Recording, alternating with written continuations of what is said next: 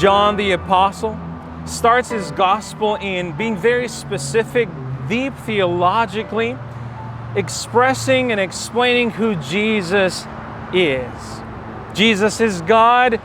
He is the beginning of all things. He's this artist whose creativity is just unending. As he starts creating all things, the word says that everything was made through him and for him. He is life. He is light, and it's through his light that gives radiance and life to everything around him. You know, it's you can sense the power and the glory when you read the opening words in his gospel.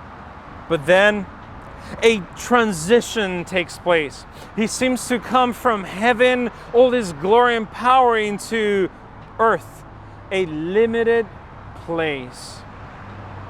You know, he says the word, the glory, the power becomes flesh. Becomes flesh, and is going to face rejection and judgment, persecution, even crucifixion. And when I read this, I ask myself, why? What would bring God from heaven to earth? What forced him to take upon himself flesh and go through this? It has one answer. The answer is love.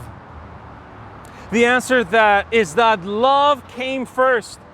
Love was above and beyond his glory. That Jesus found his power and glory when he showed us love, godly love. Paul, as he's writing to the church in Philippi, in chapter 2, verses 5 to 11, he expresses this understanding of God's love.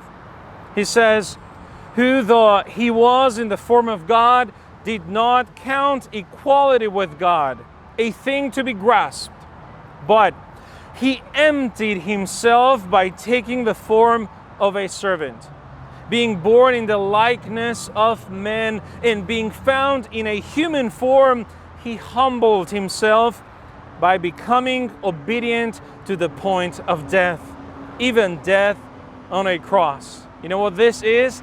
This is love being given, love in action.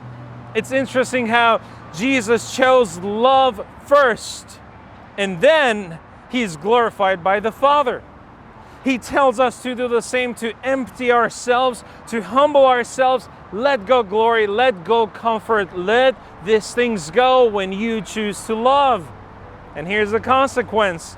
Verse 9 says, "Therefore God has highly exalted him and bestowed on him the name that is above every name. That at this name, at the name of Jesus, every knee shall bow in heaven and on earth and under the earth. And every tongue will confess that Jesus Christ is Lord, to the glory of God the Father." Jesus empties himself from this glory as he loves, and the consequence is the Father giving him, bringing him all the glory. Friends, verse 5 says, you and I, we have to have this mind in us, in ourselves, the same mind that was in Jesus Christ. What I'm telling you today is we have to give love.